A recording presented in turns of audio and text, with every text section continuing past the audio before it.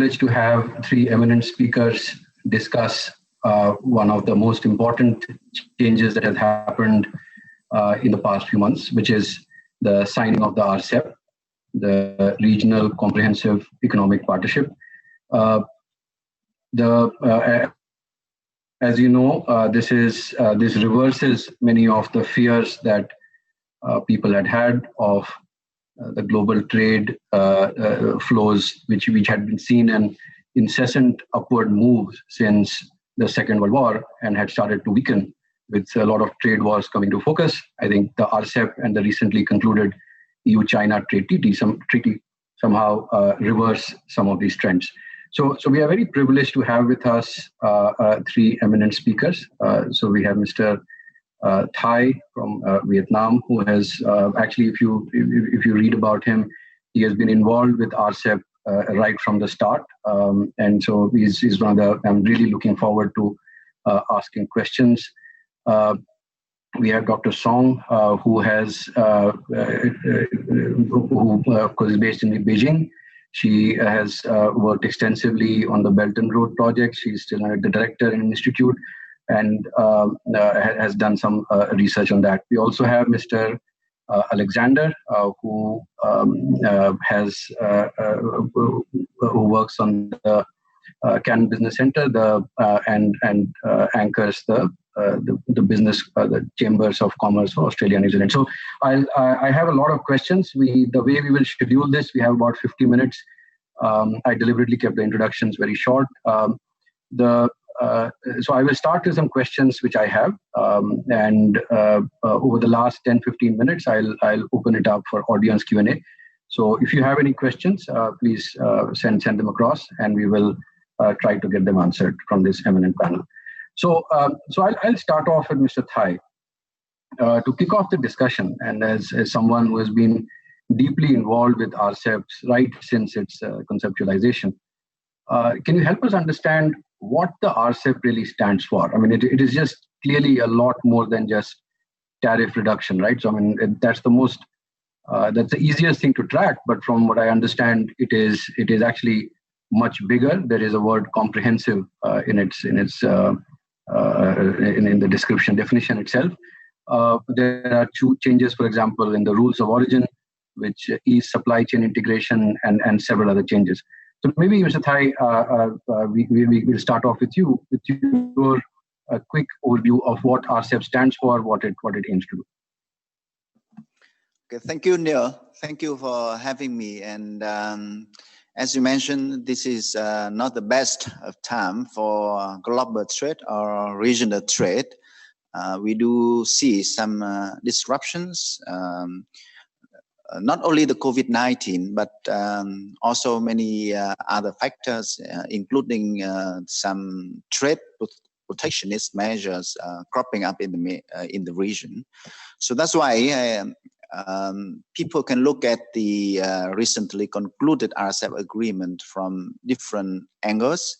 But from ASEAN point of view, I think most of us are looking at the RCEP as a kind of mini WTO. So it's kind of a safe harbor, bringing stability to the region, with the ASEAN being the anchor or the center for that cooperation. So you see that ASEAN has already have trade agreements with all the dialogue partners. And to be frank, the standards in terms of market liberalization is even higher in those ASEAN Plus agreements than in the RCEP agreement. But what the RCEP can add to that is that we will be able to create a space, a kind of regional, or may I say even a kind of multilateral framework that will bring stability. So we look at, as you mentioned, trade facilitation. We look at the issues like maintaining the supply chains. So in the past, instead of having each of the agreement with the partner, where if we have a trade friction pop up, Then we have to solve that in a small group. Now we have a much bigger group, and we have the rules in the RCEP agreement, which is very important as the stabilizing environment for trade in the region. And of course, some people would say that the trade rules there are not very high, but remember that we have some new chapters there in comparison to the existing FTAs that we already had, and more importantly, the rules can continue to be improved in the future once the agreement is coming into force. So that's how we see it from the ASEAN. But of course, from the other angles, you see that some of our dialogue partners previously didn't have FTA relationship with each other. So through the RCEP agreement and through the brokering of the ASEAN region, now those countries actually can establish kind of FTA relationship with each other. So in addition to the rules and the trade facilitation aspects that we do see from the ASEAN perspective, some countries that haven't got FTA with each other previously can also see additional market access value very clearly from the agreement. So that's why, for example, if you look at a recent study, the benefits for those countries are also very high. So to be brief, I think what I personally see here is a very important step forwards for both ASEAN and the dialogue partners in a direction of rule-based system where we can work together and we can prevent the disruptions that are taking place against the benefits of global and regional trade. So thank you. Thank you, Mr. Thai. That was an excellent overview of what the objectives of RCEP are. So, Dr. Song, coming to you next.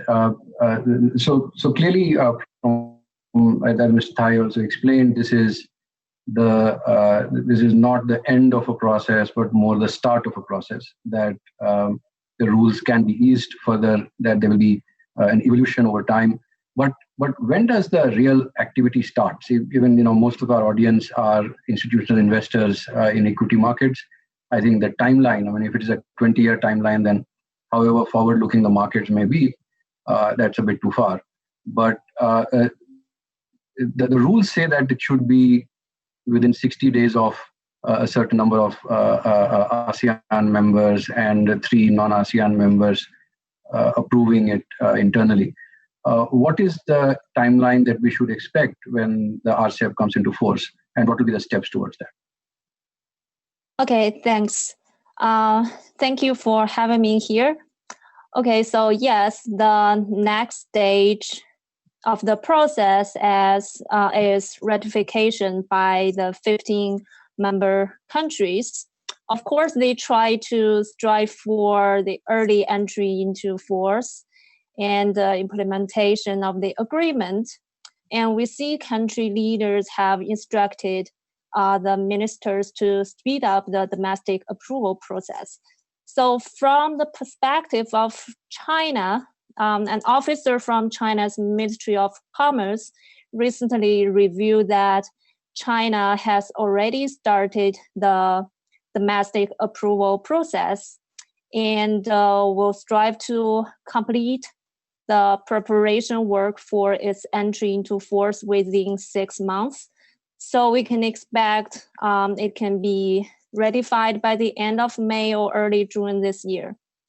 Also, like Thailand's Deputy Prime Minister and Commerce Minister said in an interview that it's expected to take effect in the middle of this year. Well, it's kind of hard to see precisely when the process can be finished by this at least 6+3 countries. But I think entry into force could require about 1 year also. So we may expect the end of this year or early next year. That's my opinion. Thank you. Okay, Dr. Song, that is very clear. So end of this year, early next year is when we expect it to join, and as perhaps you'll agree, so the remaining, so the 6+3 is the minimum, but as the others approve, then they will be joining one by one. Yeah, they just longer. Yeah, may take like maybe 2 years like that. So, Mr. Alexander, coming to you next. Somehow trade is viewed from the prism of just goods trade, merchant trade, right? I mean, even when I wrote a note on trade last year, last year, I actually put a container ship with a lot of containers stacked on it. But trade is much bigger than that, right? So because there's a lot of services trade that happens now, and in fact, one of the things that RCEP aims to do, and that's the reason, one of the reasons that comprehensive is part of the name, is also on services. So what do you think as the major changes on services trade that RCEP targets and brings about, particularly given that China is actually a big importer of services. Well, it is seen as a big exporter of goods. It is actually a big importer of services. I mean, people travel out, students go out. So could you help us understand what are the major changes that RCEP targets on the services side? Yeah, good question, Neil. I think for me, the biggest change, I think, is sort of influenced by RCEP, but it's around the consumer behavior changes. And we've seen a lot with COVID that have just changed behavior. So I think from a business process outsourcing point of view, like the industry that I'm a part of, I think we'll continue to see consumer demands changing, which will then require industries and countries to think differently about the way we deliver the services and the types of services that we're delivering. So for the Philippines, for example, where I'm based, the BPO industry accounts for about 11% of the total GDP and employs well over 1.3 million people. So in order to stay competitive, in order to stay up to date with the service demands of consumers, countries need to really think carefully about what RCEP might mean for them and what the changing environment might mean for them as well. Right. So, in particular, say for the BPO business, for example, let's take that as an example. So, are there any impediments that get removed because of RCEP, or are there so that the industry, which is currently 1.3 million people, can actually be much bigger, or conversely, does this expose the Philippine BPO industry to some new threats that the reduction of trade barriers on some of these fronts can actually be new risks, and they need to evolve and become more competitive? Yeah, I think RCEP will certainly mean it's more competitive, particularly in our industry. And like I said earlier, consumers are changing. So one of the competitive advantages that the Philippines had for a very long time is the English language proficiency. But now, as consumers are going more to digital, more to online, that means that other countries can compete effectively with the Philippines. So, Mr. Thai, coming back to you. So, how do we assess the materiality of RCEP for specific sectors and over what time frame? So, we had tried to do some quantification using the duty structures, the path that tariffs will take over the next 20 years. And then we started off with China's imports. And we found that, for example, agri, and we'll have detailed questions on that later, but say agricultural imports from New Zealand or Australia, and the duty levels will fall a lot. If you were to look at it at a regional level, opportunities, where do you think the impact, which sectors do you think are likely to see the bigger impact? I mean, will it be electronics? Will it be automotive? Will it be chemicals? Will it be agriculture on the merchandise side? And what are the other ways of seeing, like, you very nicely and eloquently explained the supply chain integration improving. If you could just give some examples on which areas and which sectors do you think could see the early impact and the most impact?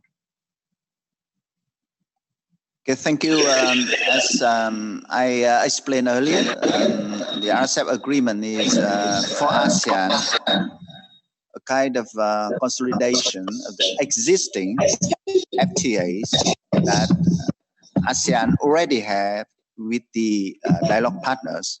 So for ASEAN countries, we do not see many new trade liberalization benefits, meaning that if you look at tariff reduction from China, for example, for ASEAN countries, we do not see a big improvement in terms of reduction there. But at the same time, as I explained, we focus on a couple of things. First, on the supply chains in the region.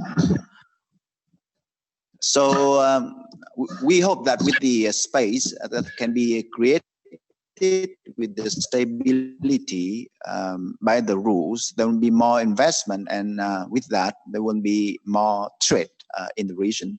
And that can be beneficial to everyone. We do not see new market access opportunities for ASEAN when we compare the existing FTAs and RCEP, meaning that we already have the existing agreements for that. So the tariffs, preferential treatments from China, for example, for ASEAN, would not jump a big step because of the RCEP. But the first thing that we look at is the supply chains. And with that, we hope to see more investment and the supply chains created in the region by providing stability for trade and investment flows.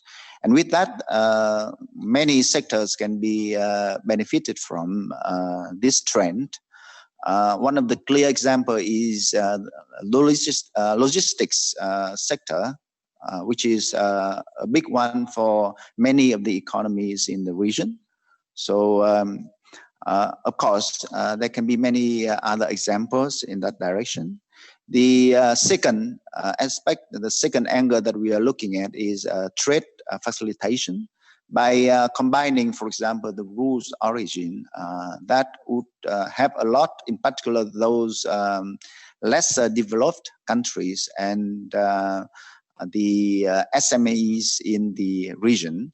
So if you look at the existing FTA between ASEAN and the dialogue partners, many of the tariff reductions are there, but because of the technical barriers to trade, because of the complicated rules of origins, and because many economies in the regions are quite small, so they have difficulty in enjoying the benefits from the FTAs.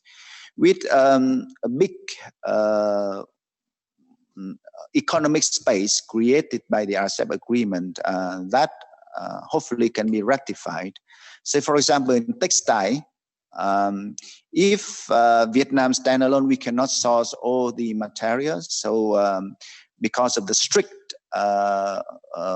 rules origin in many cases, it means that in some cases, even though we see that we have the benefits here in Vietnam, but enterprises may fail to do that.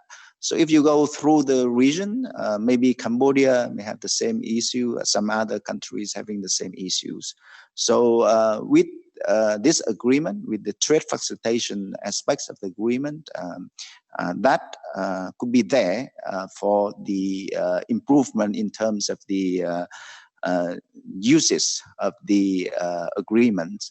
So that's a big plus for the agreement. And finally, of course, for some partners in the agreement, there are new market access opportunities.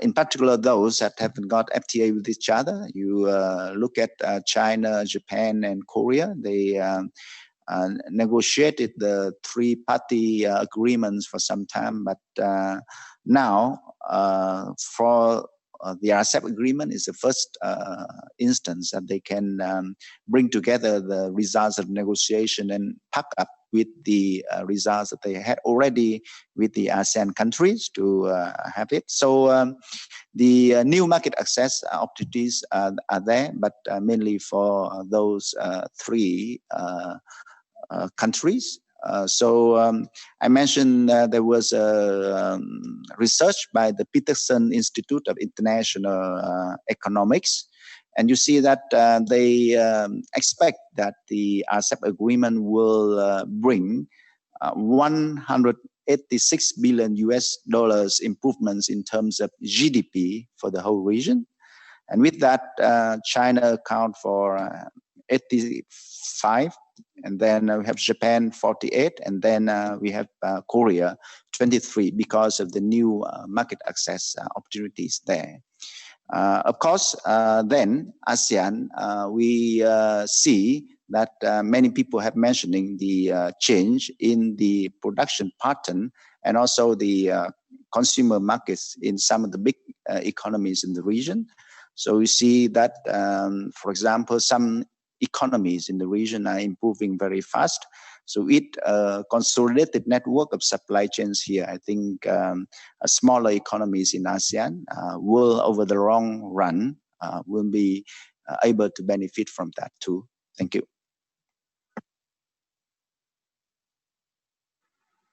Thank you, Mr. Thai. That actually it was very insightful that that smaller firms and smaller countries, even though there existed FTAs, because of rules of origin and complex rules of origin, did not have the bandwidth to take advantage of them.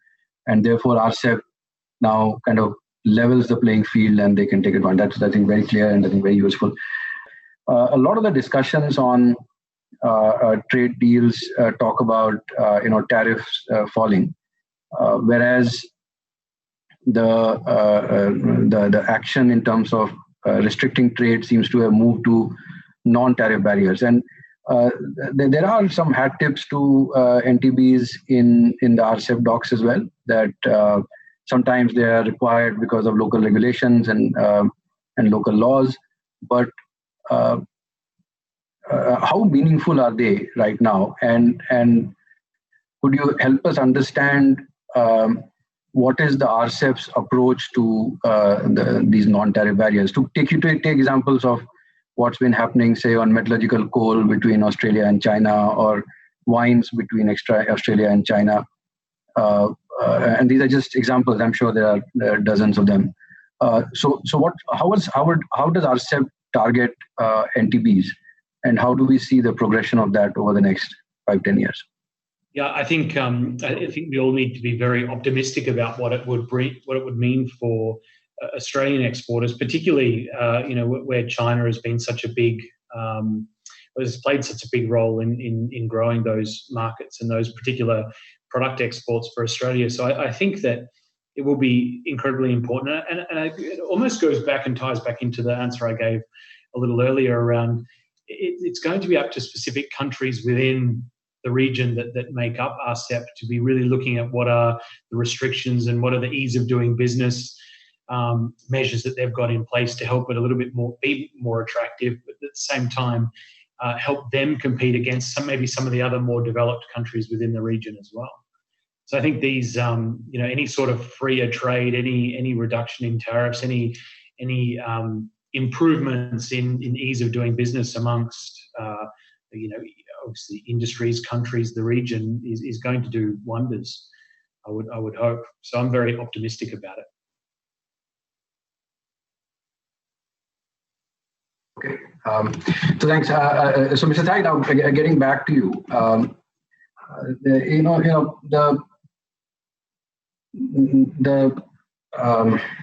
Every agreement is about give and take, right? So it's about large communities getting together and finding that it's in our collective interest that we allow, that we do give and take, right? So we relax some of the restrictions for our own sort of some sectors, and then in return we get an advantage in some other sector, and collectively, going back to times of Ricardo, that it benefits then everyone else. So focusing on your home country, say Vietnam. So what are the sectors that you see benefiting from joining the RCEP? You did mention textiles, for example, where despite having FTAs, it was hard for small manufacturers to benefit, and now with this, the opportunities will open up. But are there other such sectors where these opportunities can be used? And conversely, what are the sectors where Vietnam has actually ceded ground or removed some protection? And if you're comfortable answering that, I mean, how would you see this happening in some of the other major ASEAN economies as well? Thank you. I think you're right that the trade negotiations are all about give or take. So on the one side, we have many industries that stand to benefit from the trade agreements overall, including the RCEP. And for Vietnam, I think we are looking at the traditional industries, for example, garments, textile, and shoes, footwear. But also we are moving up the supply chains. That's what we hope with the over time, with the competition, we can move up in the supply chain. So now you see electronics is expanding very fast, and even in some other industries too, like machineries, we do see that there are improvements overall. On the other side, the domestic economy will have to face more intense competition, but that's a very dynamic process, I have to say.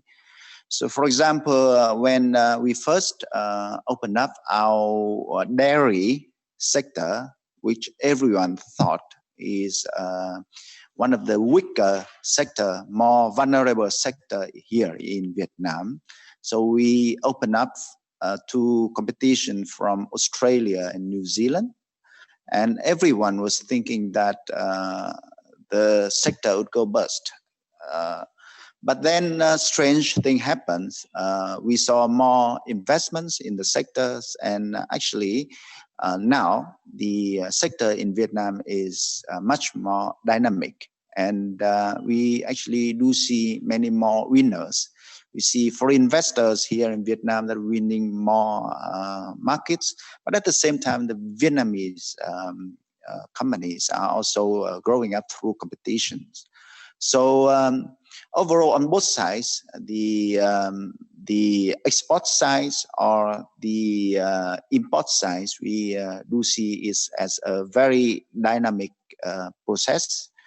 Meaning that on the export side, we hope over time we will move up the supply chains, and on the other hand, with the domestic competition here, of course, a lot of things will happen. Some sectors may not be able to compete, but there are sectors that we thought more vulnerable, but over time can improve and compete and even enjoy a growth in the process of competition. So, thank you. Oh, thank you. And I think the examples you used were quite vivid. In fact, one of the reasons, well, there are many reasons, but one of the reasons that it is said India backed out of RCEP was fear of the Australians and Kiwis in the dairy sector. So what you have to say is actually quite heartening that it actually ended up benefiting the sector as well. So thank you for that. Dr. Song, good to have you back. Sorry, we missed some of the answers, some of the comments you made early on. So if you could answer that question again. So just to rephrase it for the audience, the question was, how comprehensive is RCEP, and can it become more comprehensive over time? Okay. Sorry, I lost connection for a couple of minutes.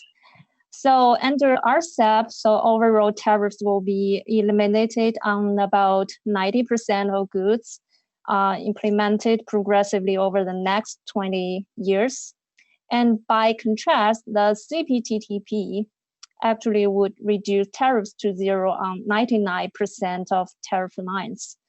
And so it looks like our RCEP is not the most comprehensive. And to be sure, RCEP codifies the removal of tariffs mostly on items that are already exempted due to other free trade deals, especially for ASEAN countries. And we only see a few others reduction. However, we also need to notice that since ASEAN has become China's largest trading partner, and in this sense, little bit like 1% point reduction on tariff would still yield a relatively large effect. And actually, the biggest incremental significance of RCEP is the first time that China and Japan have established a direct FTA relationship. So the impact of tariff is indeed mainly concentrated on trade between China and Japan. And also the first time China, Japan, and South Korea have been in a single free trade agreement. So it seems like for ASEAN countries, maybe the tariff reduction effects are not that high. But more importantly, RCEP provides a framework for future negotiations and changes. And tariff schedules were primarily negotiated bilaterally within the agreement. So schedules will change based on which countries are involved. And in the accelerated tariff commitment clause, RCEP allows two or more parties to accelerate tariff reduction based on consensus. So in the future, in my opinion, probably 95% or even more tariff lines will be included in the scope of zero tariff. So it can be negotiated in the future. And I think, as mentioned earlier, like a more interesting feature of the agreement is the rules of origin. So this principle of regional component accumulation will expand the benefit of tariff reduction. So the threshold to enjoy tariff preferences actually can be very low. Like, for example, so if a product from Vietnam now, so 60% could come from like the US, 40% can be produced in Vietnam or China or any other 15 countries. So that's a very low threshold. Also, the creation of common rules of origin for the entire region adds even more benefits. So there's a single certificate or origin that all countries will be able to use to sell to anyone in the region. So this allows companies to easily ship products between RCEP countries without worrying about specific rule of origin criteria in each country or for each manufacturing step. So this will facilitate companies to organize supply chains that stretch throughout Asia. So even though tariff removal in RCEP per se may not result in some massive increase in intra-regional trade in the short run, its provisions should still help multinationals from like Northeast Asia establish supply chains throughout the RCEP bloc. And also the tariff reduction, the tariff lines can also be expanded because this is kind of not very rigorous agreement and can be negotiated in the future. Thank you. That was absolutely wonderful. And in fact, I'm so tempted to actually ask you a follow-on. Maybe I should. So this point that you made, that the tariff reduction in CPTPP is actually more, but RCEP allows for much bigger, and that's where the word perhaps comprehensive has been used. So this issue of single certification, that you get one certification and you can access all markets. To actually extend the question I'd asked Mr. Alexander to you as well. What about non-tariff barriers? So are we talking about? I mean, is this single certification applicable across sectors? Is it applicable only to a few sectors?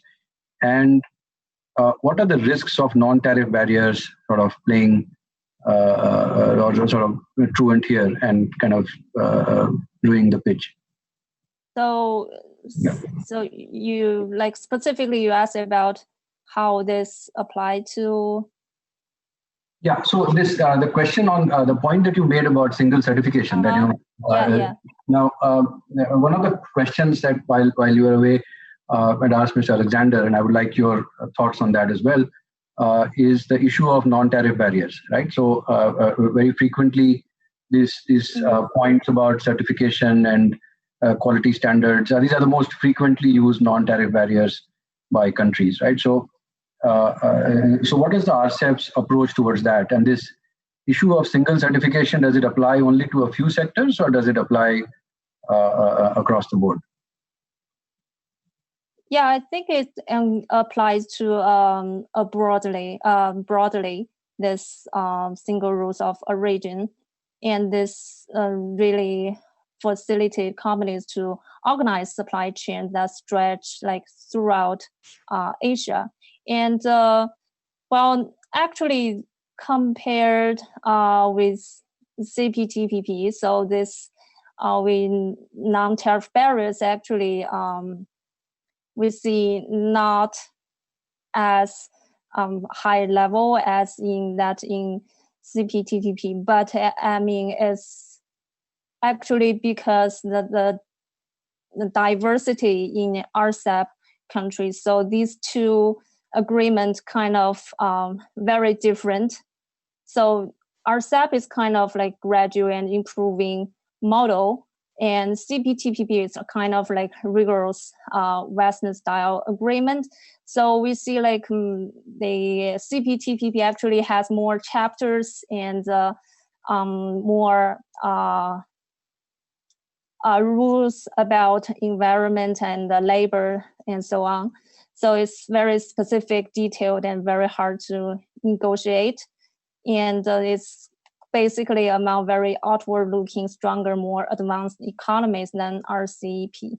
So RCEP is has countries like China and the big ones and small ones, and rich countries like Japan, the very poor ones like Laos. So it has to span a wide range of countries.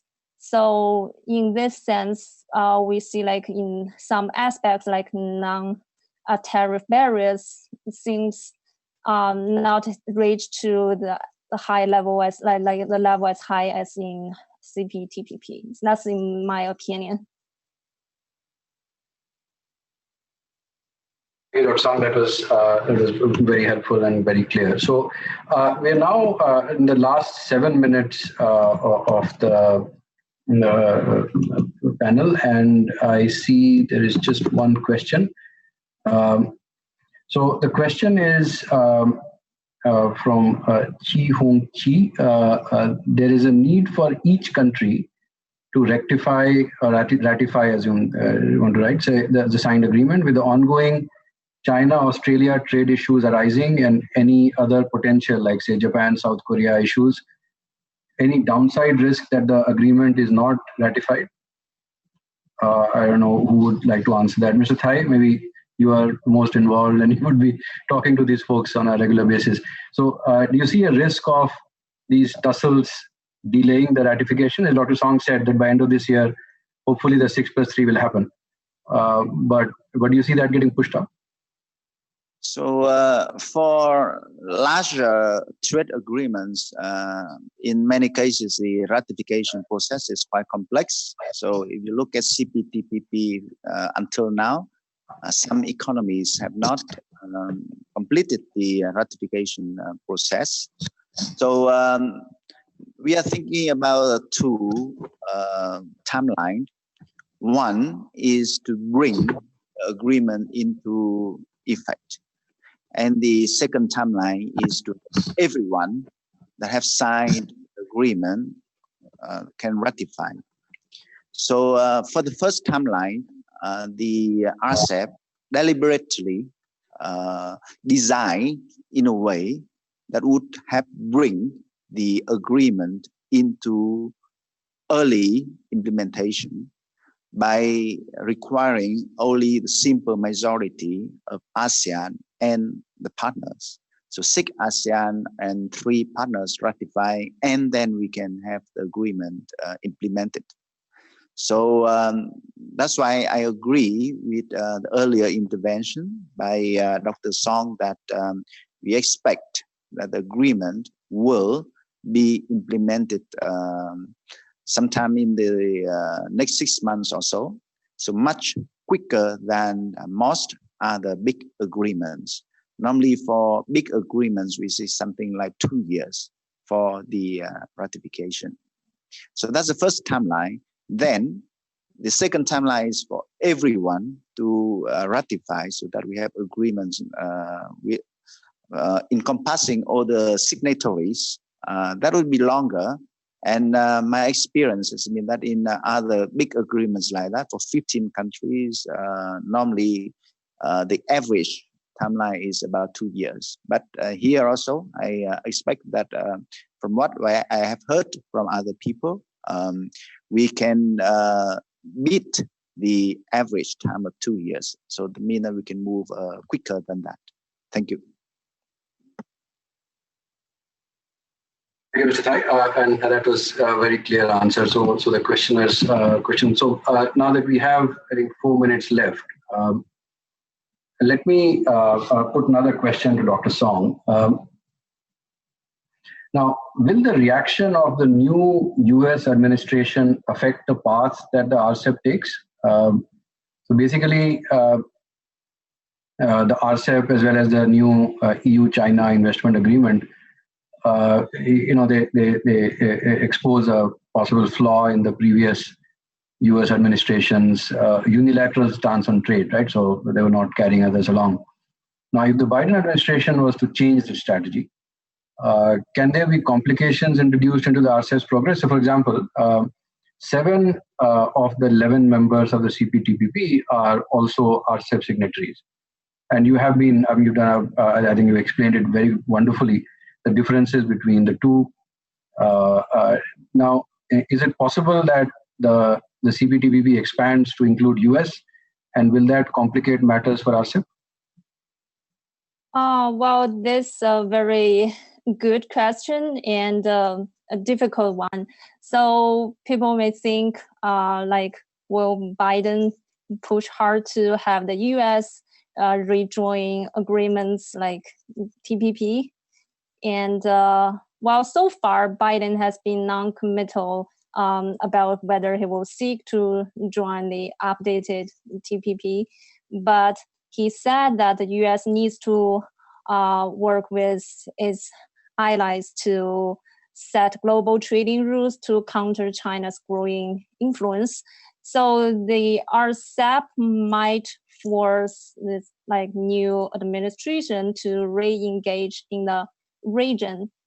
However, I don't think the new US administration will affect the progress of RCEP, and also it's kind of hard, at least in the short run, for the US to re-engage in the region or rejoin agreements like TPP.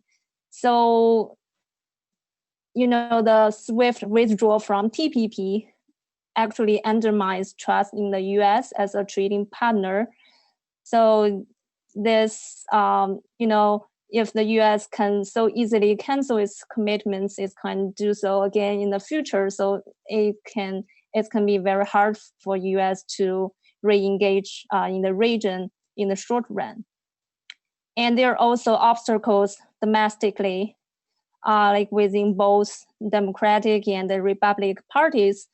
People have soured on trade, and while the Biden administration will be most likely focused primarily on dealing with COVID-19 in the short run, I think. And for RCEP, the agreement has already been signed, just needs domestic ratification. It's like another like milestone of regional integration after the EU, which will benefit all members. So like in a joint statement by participating countries, describe the agreement as critical to an inclusive and sustainable post-pandemic economic recovery process in the region. So actually, it's a major opportunity for Asia to take the lead in coming out of the crisis in the post-epidemic era. And the new U.S. administration, at least in the short run, cannot really offer any better alternatives to create such benefit to participating countries in RCEP. So I don't think the U.S. administration will really affect the progress of RCEP. Thank you. Thank you. Thank you. That is an excellent answer. And I think we have now crossed. We have 1 minute over time. I wish we had a lot more time to discuss this fascinating topic. So Dr. Song, Mr. Thai, Mr. Alexander, thank you very, very much for sparing time and for joining our conference. If we find more questions that come in from our audience, maybe we'll reach out to you and seek your answers again. So thank you everyone for joining. That brings us to the end of the session. Have a good day. Thanks, Neil. Thank you.